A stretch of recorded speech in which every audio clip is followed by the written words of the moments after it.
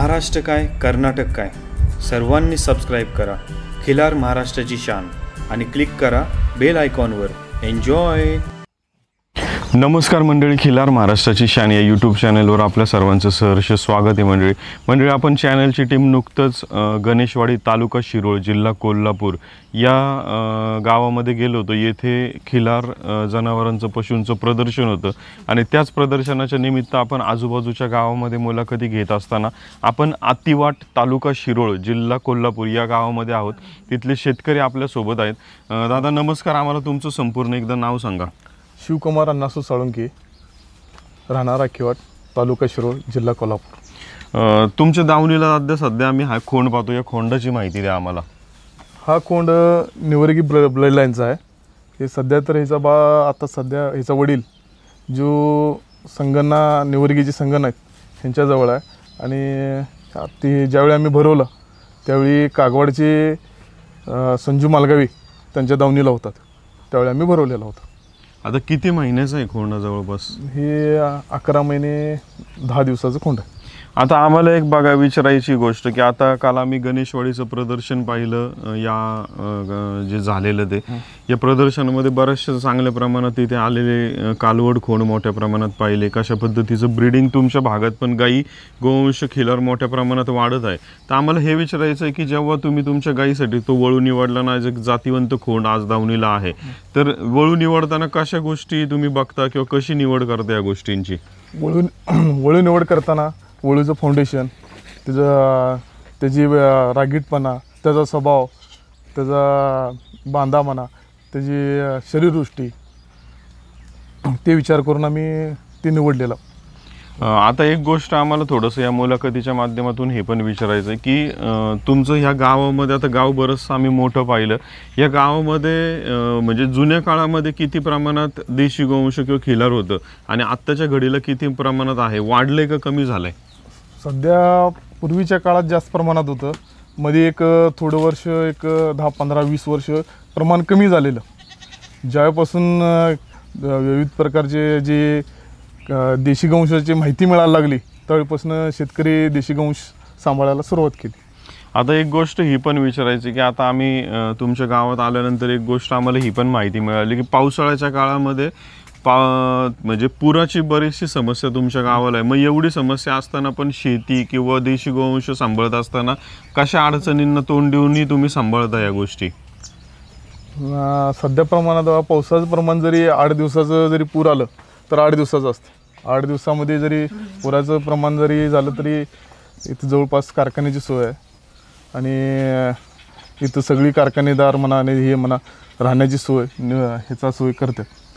आता एक गोष्ट आम्हाला हे पण विचारायचं की आम्ही तुमच्या घरी म्हणजे डॉगच्या ह्याच्यामधलं गोल्डन रिट्रीवर ना, गोल्डन रिट्रीवर ही ब्रीड एक पाहिली आम्ही आणि सर्वात महत्त्वाचं म्हणजे त्याच्यामध्ये आपली चर्चा चालू होती की आता ती डॉगची ब्रीड सांभाळत असताना तुम्ही ती KCIचं त्याला मायक्रोचिप किंवा रजिस्टर आहे तुमची ती मायक्रोचिपच्या दृष्टीने। आता चॅनलच्या माध्यमातून आपण महाराष्ट्र कर्नाटकातले शेतकरी, जुने जाणकार, डॉक्टर या सगळ्यांना एकत्रित घेऊन एक उपक्रम राबवतोय की आपण आता तुम्ही हा खोंड जसं मगाशी सांगितलं की संजू मालगावे साहेब जे आहेत त्यांच्या दावणीला तो वळू बैल होता, तो तुम्ही तुमच्या गाईला भरला, जातीवंत खोंड झाला। आज तो वळू बैल तिकडे दुसऱ्या मालकाकडे। तर मायक्रोचिप बसवल्यानंतर म्हणजे आता तुमचं हे डॉग असल्यामुळे तुम्हाला ह्यातलं खरंच जास्त नॉलेज आहे, कारण आज हे आम्हाला पण चांगली मोठी संधी आहे की आज आम्ही शेतकऱ्यांना सांगतोय की मायक्रोचिप का बसवणं गरजेचं आहे। त्याचं खरं तर तुम्ही जास्त अजून माहिती देऊ शकाल की जसं डॉगमध्ये तुम्ही बसवता तसं आपल्या गोवंशाला बसवलं तर काय मायक्रोचिपचा मूळ फायदा आहे आपल्याला?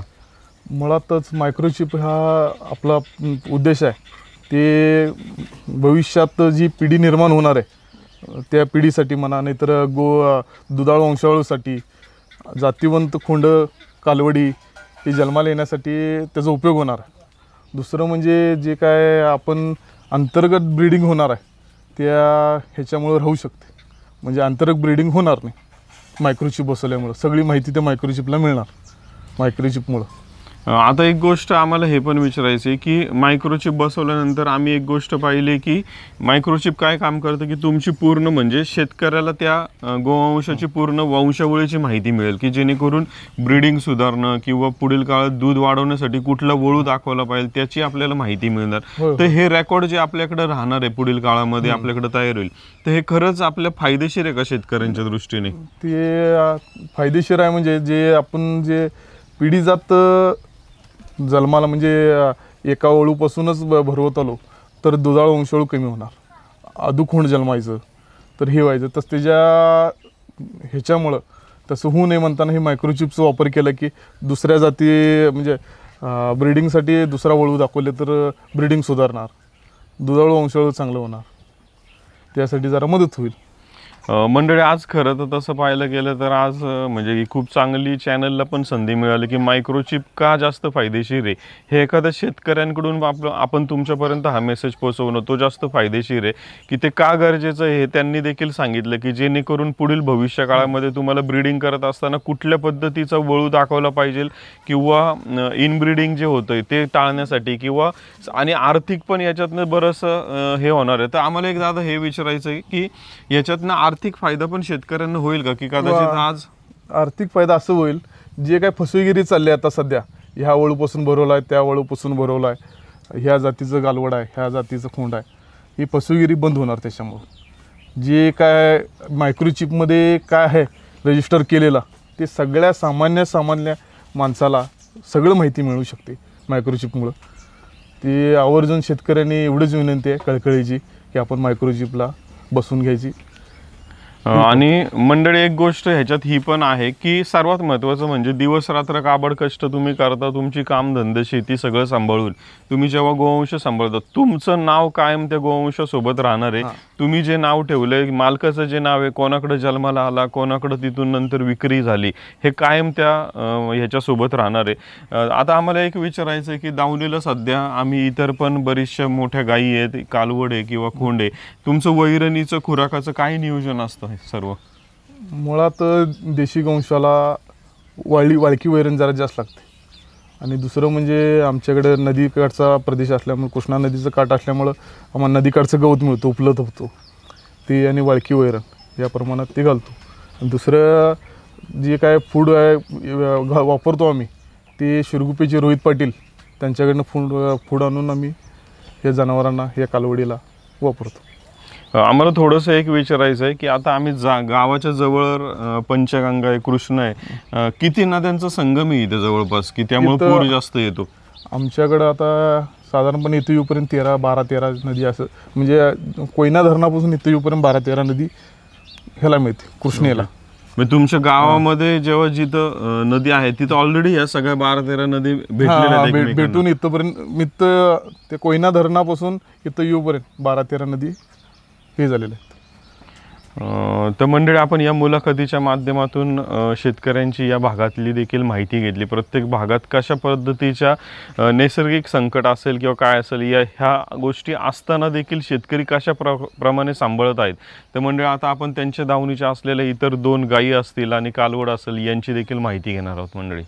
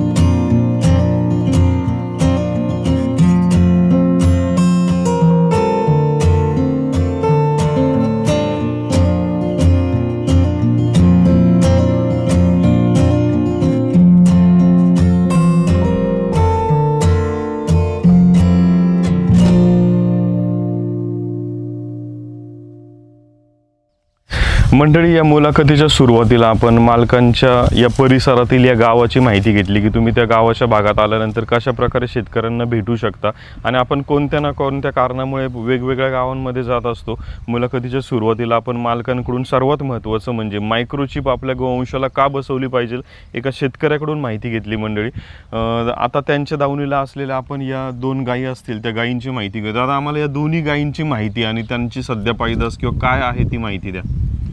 आता ही जुनी गाई आमच्या घरची, ही जी आईकडनं माहेरातून आलेली गाई आहे. ही गाई साधारणपणे आता 10वीतला भरवलेली आहे गाई. आता हिच्या खाली खोंड आहे, शंभू नावाचा खोंड. ओके. आणि ही गाई भरवली रोहित पाटलाच्या, शिरगुबीच्या रोहित पाटलांच्याकडून भरून 2.5 महिने झाले. सोनावळीकडून भरले. आणि त्या गाईची माहिती द्या आम्हाला. ही गाई होती रोहित पाटलांच्याकडं, त्यांच्याकडनं आम्ही आणली रोहित पाटलांच्याकडनं.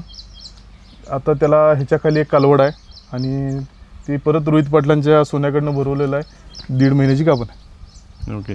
आणि या गाईचा एक खोंड पण प्रसिद्ध आहे ना? हा, ह्या गाईचा वळू काम करतोय तो. त्या गाईचा ह्या गाईचा खोंड आहे, ते वळू कामासाठी चालू आहे. इंगळीच्या कल्लोळे, पुंडलिक कल्लोळे यांच्या दावणीला आहेत सध्या. आता आम्हाला थोडंसं एक विचारायचं आहे की आज तुम्ही 2 गायी सांभाळताय, त्यापासून आज आम्ही तुमच्या दावणीचा खोंड असेल, परत तिकडची असलेली कालवड पाहतोय, किंवा आज तुमच्या गावापासून वळू समजा, आता समजा जे जवळ आहेत किंवा लांब आहेत, तर हे सगळं करत असताना एखादा वळू गायीला भरणं सिमेंटपेक्षा वळू भरणं, तर हे का फायदेशीर? या दोन्हीतला फरक काय, म्हणजे शेतकऱ्यांना याच्यात कुठला फायदा होतो? सिमेंट महत्त्वाचं म्हणजे सिमेंट जे आहे ते मुळात कुठल्या वळूपासून तयार केलेलं आहे हे अगोदर समजत नाही. दुसरी गोष्ट म्हणजे जे किती दिवसाचं सिमेंट आहे ते समजू शकत नाही. आणि दुसरं म्हणजे सिमेंट भरवल्यामुळं ते भोवरा बट्टा, त्याचं आदूप जलमणं, त्याची दुधाची वंशावळ नष्ट होणं, गाईमध्ये व्यंगत्व येणं, याचं सुरुवात ह्याच्यापासून होते असं आम्हाला तर जाणवली. ओके. आता एक गोष्ट जर आपण पाहायला गेलं तर गावाकडच्या तुमच्या या भागामध्ये तसं पाहायला गेलं तर ह्या जुन्या गायी बऱ्याचशा, आता तुमची ही जी गाय पाहतोय, तर आम्हाला काही शेतकऱ्यांनी म्हणजे आज थोडंसं आम्हाला शिंगांबद्दल बोलायचं. ह्या गायीची ज्या प्रकारची शिंग आहे, आता आम्ही त्याला फत्री शिंग किंवा असं म्हणतो, किंवा ती बाहेर आलेली किंवा काय, तर तुमच्या ह्याच्यात काय असेल ते एक विचारायचं आहे की आता ही गायीची शिंग ही जन्मता तशी असेल का नंतर काही तिने झाडाला किंवा दावणीला असताना हे करून अशी झाली असेल का, काय असेल याच्यामध्ये? त्या गाईला तर जलमताच आहे आणि त्याच्यामुळे ही शिंग बाहेरच पडलेली. तेच त्या खोंडात वंशाळू आम्ही चांगलं वंशाळू भरवले म्हणतात, त्याला शिंगात काय फरक नाही, काय नाही. त्या आईचं गुण काय आला नाही, त्याला वळूचा गुण काय आहे तसं त्याचं वाण रूप म्हणा, तिचे शिंग म्हणा, तिचं पाय म्हणा, तिचे मांड्या म्हणा, तिचं भक्कम वळूसारखं तयार झालेत. मंडळ, आता हा शिंगाचा प्रश्न येथे निर्माण करण्याची एक गोष्ट होती, कारण बऱ्याचदा काही शेतकऱ्यांचे असे कॉल यायचे की आता वळू मालक जे आहेत किंवा गाई मालक आहेत ते त्यांची शिंग एक प्रकारे ती धनुष्यबाणासारखीच का पाहायला मिळतात, का लोक त्या शिंगांकडे एवढं लक्ष देतात, ती जुन्या काळातली जी नॅचरल शिंग आहे ती का नाही पाहायला भेटत? आता ते गोष्ट जर सर्वात जसं म्हणलं, आता शेतकरी म्हणले की गाईची शिंग अशी पण खोंड गाईच्या पोटी जन्माला आलाय त्यांनी वळूसारखी शिंग हे केलेली. तर आता हे खरं तर आता जुन्या काळात नॅचरल जशी शिंग होती त्याच्यावर मग तुम्ही बैल कसा दाखवता त्यानुसार त्या वंशावळीतनं ते शिंगांचे प्रकार चालू होतील. आणि बरेच जण म्हणतात की आम्हाला ती जुन्या काळातलीच त्या पद्धतीची शिंग. आता प्रत्येक शेतकऱ्याचं एक असतं की त्याला थोडीशी समजा त्या गाईच्या दिसण्यामध्ये किंवा ह्याच्यामध्ये काही फरक करायचा असेल तेव्हा तो शिंगांवर देखील काम करत असतो. दादा, आता आम्हाला तुमचं नाव, गाव, फोन नंबर आणि इथं यायचं असेल तुमच्या गावात तर कुठे हे माहिती द्या. माझं नाव शिवकुमार अण्णासू साळुंके, राहणार आकिवाड, तालुका शिरोळ, जिल्हा कोल्हापूर. आमच्या दावणीला भेट देणार असाल तर आपण गुरुदत्त कारखान्याच्या शेजारी आमचं छोटंसं फार्म आहे, तिथं आपण आम्हाला भेट देऊ शकता. आम्हाला तुमचा फोन नंबर एकदा सांगा. 8600 42 75 38. शिवकुमार, आम्हाला तुमचं दावणीचं पूर्ण दिवसभराचं काय दिनक्रम असतो ती माहिती द्या. सकाळी उठल्यावर शेणधार होते, इथनं आम्हाला 7:30 वाजता तिथनं शेतात जातो आम्ही. तिथनं आल्यावर 1-2 वाजता मग आम्ही याच्याकडे लक्ष देतो. आता आम्ही एक गोष्ट पाहिली की दावणीला तुमच्या गाईला खोंड झाला, तो खोंड झाला, त्या खोंडासाठी तुम्ही एक म्हैस ठेवली खास दुधासाठी. होय. कशासाठी, म्हणजे काय फरक पडतो ह्या गोष्टीने? आम्हाला वळू तयार करायचा आहे म्हणताना आम्ही केले. म्हणजे लहानपणापासून हा, त्याच्या सर्व गोष्टी त्याला म्हणजे सगळं केले. तयार करण्यासाठी तयार उपयोग करा. होतो. जास्त आता एक गोष्ट विचारायचं की आता आम्ही काही जागी ऐकलंय की म्हशीचं दूध आणि शेळीचं दूध पण दिलं जातं, तर ह्याच्यामध्ये तुम्ही आता म्हशीचं देताय, दावणीला काही शेळ्या पण पाहतोय, तर काय फरक असतो दोन्हीमध्ये? शेळीच चांगलं एक नंबर, म्हशी पैसे. आता गाईंचा खुराक वैरण आणि सध्या खोंडाचा खुराक वैरण याच्यात वेगळं म्हणजे वैरणीत काही फरक आहे का? दोन्हींचं सेम आहे? नाही, समान आहे, सगळ्यांचं समान. आता तुम्ही शेतामध्ये कामाला जाता किंवा काय जाता, ते झाल्यानंतर हिथं परत दावणीला येणं आणि हिथलं कामकाज करणं, ह्याच्यात हे नाही होत का, धावपळ नाही होत का? किल्लारमध्ये आल्यापासून कवाच काय झालं नाही.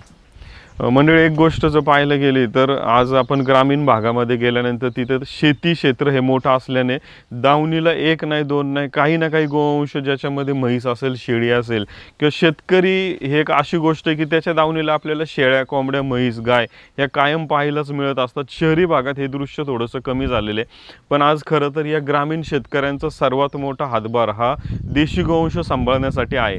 आणि खिलार महाराष्ट्राची शान चॅनलच्या माध्यमातून आपण सर्वात मोठं गेली 7 ते 8 वर्ष हाच प्रयत्न होता की ज्या प्रकारे शेतकरी दिवस रात्र कष्ट करतोय, मेहनत घेतोय, तर या कष्टाची कुठेतरी नोंद झाली पाहिजे. शेतकरी एवढं सांभाळतोय, आज त्याच्या दावणीला ह्या गोष्टी आहेत, अशा प्रकारचे कालवड खोंड आहे, हे जगाला देखील माहिती हो. यासाठी आपण बऱ्याचशा डॉक्युमेंटरी केल्या आणि याचंच पुढचं एक शेवटचं पाऊल जर असं म्हणलं की ज्याच्यामध्ये आपण अजून शेतकऱ्यांना येथे जास्तीत जास्त त्यांच्या कामाचा मोबदला मायक्रोचिपच्या बदल्यात आपण देणार आहोत, की जेणेकरून त्या शेतकऱ्यांनी जी काही मेहनत घेतलेली आहे दावणीला, त्या मेहनतीची नोंद मायक्रोचिपच्या माध्यमातून पुढील हजारो लाखो वर्ष होणार आहे मंडळी. त्यामुळे आवर्जून मायक्रोचिप बसवा. अशाच प्रकारची अधिक माहिती आपण खिलार महाराष्ट्राची शान चॅनलच्या माध्यमातून पाहत राहणार आहोत.